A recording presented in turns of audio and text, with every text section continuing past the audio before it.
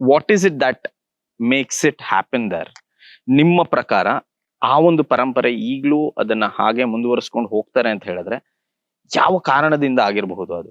ನಮ್ಮಲ್ಲಿ ಇದ್ದಿದ್ದೇ ಮುಂಚೆಯಿಂದ ಗುರುಕುಲ ಪದ್ಧತಿ. ನಿಮಗ್ ಗೊತ್ತಿರ್ಬೋದು ಮೋಸ್ಟ್ಲಿ, ಯಾಕಂದ್ರೆ ಗುರುಕುಲ ಪದ್ಧತಿಯಲ್ಲಿ ಏನೇನ್ ವಿಚಾರಗಳಿದ್ವು ಅಂತ. ಅಲ್ಲೇ ಗುರುಗಳು, ಗುರುಮಾತೆ ಅವ್ರಿರೋ ಕಡೆನೆ ಶಿಷ್ಯಂದ್ರು ಹೋಗಿ ಉಳ್ಕೊಂಡ್ಬಿಡ್ತಿದ್ರು.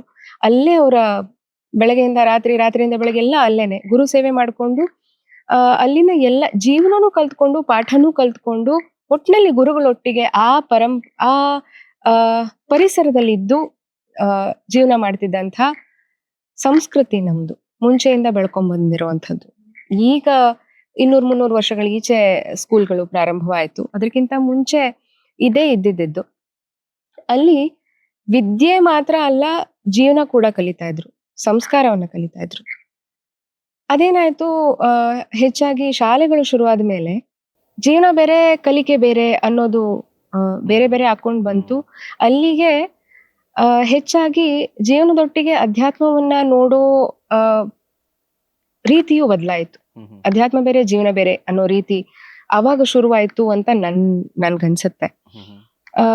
ಹಾಗಾಗಿ ಆಮೇಲೆ ಉಳ್ಕೊಂಡಿದ್ದೇನು ಅಂತಂದ್ರೆ ಕಲೆಯಲ್ಲಿ ಮಾತ್ರ, ಸಂಗೀತ ಮತ್ತೆ ನೃತ್ಯ, ಅದರಲ್ಲಿ ಮಾತ್ರ ಅಲ್ಲಿ ಜೊತೆಗೆ ಉಳ್ಕೊಳ್ಳದೆ ಇದ್ರೂನು ಸರಿಯಾಗಿ ಸಂಸ್ಕಾರ ಪರಂಪರೆ ಉಳ್ಕೊಂಡ್ ಬಂದಿದೆ. ಯಾಕೆಂದ್ರೆ ಅಲ್ಲಿ ವಿಷಯಗಳು ಇರೋದು ಜೀವನ, ದೇವ್ರು, ತತ್ವ, ಅವೇ ವಿಷಯಗಳೇ ಅಲ್ಲೂ ಇರೋದ್ರಿಂದ ಹಾಗಾಗಿ ಬಹಳಷ್ಟು ಅದೇ ಉಳ್ಕೊಂಡು ಬಂದಿದೆ. ಆ ಸಂಸ್ಕಾರ ಹಾಗೆ ನಡ್ಕೊಂಡು ಬಂದಿದೆ ಅಂತ ಹೇಳ್ಬೋದು. ಹಾಗಾಗಿ ನಾನು ತುಂಬಾ ಸಲ ಹೇಳ್ತಾ ಇರ್ತೀನಿ ನನ್ನ ಹತ್ರ ಕಲಿಯೋದಕ್ ಬರೋರಿಗೆ, ಕಲಾವಿದ್ರ ಮೇಲೆ ತುಂಬಾ ದೊಡ್ಡ ಜವಾಬ್ದಾರಿ ಇದೆ ಅಂತ. ಅವರಿಗೆ ಕಲೆಯನ್ನ ಮುಂದುವರಿಸೋದು ಒಂದೇ ಅಲ್ಲ, ಇಡೀ ಸಂಸ್ಕೃತಿಯನ್ನ ಬೆಳೆಸ್ಕೊಂಡು ಉಳಿಸ್ಕೊಂಡು ಹೋಗುವಂತಹ ಜವಾಬ್ದಾರಿ ಕಲಾವಿದ್ರ ಮೇಲಿದೆ ಅಂತ. ಹಾಗಾಗಿ ಏನ್ ಮಾಡ್ತಾರೆ, ನಾವೇನ್ ಮಾಡ್ತೀವಿ ಅನ್ನೋದನ್ನ ನೋಡಿ ಮಾಡ್ಬೇಕು ಕಲಾವಿದ್ರು.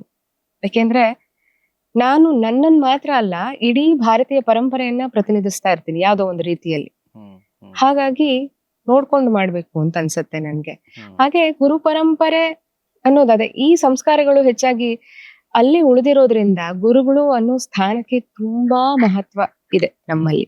ಯಾಕೆಂದ್ರೆ ಒಂದೆರಡು ರೀತಿಯಿಂದ ಅಲ್ಲ, ಬಹಳಷ್ಟು ರೀತಿಯ ವಿದ್ಯೆಗಳು, ಅಂದ್ರೆ ಸಂಗೀತ ಅಂತಾನೆ ತಗೊಂಡ್ರು ಅದ್ರಲ್ಲಿ ಎಷ್ಟು ರೀತಿಯ ವಿಚಾರಗಳಿವೆ. ಅದಷ್ಟು ಗುರುಮುಖೇನ ಸಿಕ್ಕಿದಾಗ ನನಗ್ ವಿಶೇಷವಾಗಿ ಏನಾಯ್ತು ಅಂತಂದ್ರೆ, ಸಂಗೀತ ಮತ್ತೆ ಅಧ್ಯಾತ್ಮವನ್ನ ಬೇರೆ ಬೇರೆ ನೋಡ್ತಿದ್ದ ನಾನು.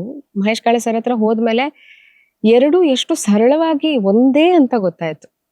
ಆಕ್ಚುಲಿ ಅದೆರಡನ್ನು ಬೇರೆ ಬೇರೆ ನೋಡೋದಕ್ಕೆ ತುಂಬಾ ಕಾಂಪ್ಲಿಕೇಶನ್ಸ್, ಅಂದ್ರೆ ತಲೆಯಲ್ಲಿ ಕಾಂಪ್ಲಿಕೇಶನ್ಸ್ ಇದ್ರೆ ಅದೆರಡು ಬೇರೆ ಬೇರೆ ಕಾಣುತ್ತೆ. ಇಲ್ಲ ಅಂತಂದ್ರೆ ಒಂದೇ ಅನ್ನೋದು ತುಂಬಾ ಸರಳವಾಗಿ ಗೊತ್ತಾಗುತ್ತೆ. ಹಾಗಾಗಿ ಎಲ್ಲದ್ರ ಬಗ್ಗೂ ತುಂಬಾ ಗೌರವ ಇದೆ, ಹೆಮ್ಮೆ ಇದೆ, ಕೃತಜ್ಞತೆ ಇದೆ. ಇವೆಲ್ಲವೂ ಸುತ್ತಮುತ್ತಲು ಏನ್ ನಡೀತಾ ಇದೆಯೋ, ಗುರುವಿನ ರೂಪದಲ್ಲಿ ಯಾರ್ಯಾರು ಸಿಕ್ಕಿದಾರೋ ಅದೆಲ್ಲದ್ರ ಬಗ್ಗೆ ಗ್ರೇಟ್ಫುಲ್. ಕಲೆ ಮತ್ತು ರಂಗಭೂಮಿಯ ಬೆಳವಣಿಗೆಗೆ ಶಕ್ತಿಯಾಗಿ ಈ QR ಕೋಡ್ ಸ್ಕ್ಯಾನ್ ಮಾಡುವ ಮೂಲಕ ನಮಗೆ ಬೆಂಬಲ ನೀಡಿ. ನಿಮ್ಮ ಪ್ರೋತ್ಸಾಹವು ನಮ್ಮ ಕಲಾವಿದರಿಗೆ ದೊಡ್ಡ ಸ್ಫೂರ್ತಿ. Scan the QR code and contribute to support and help us create a sustainable environment for our artists. Ever grateful to your contribution.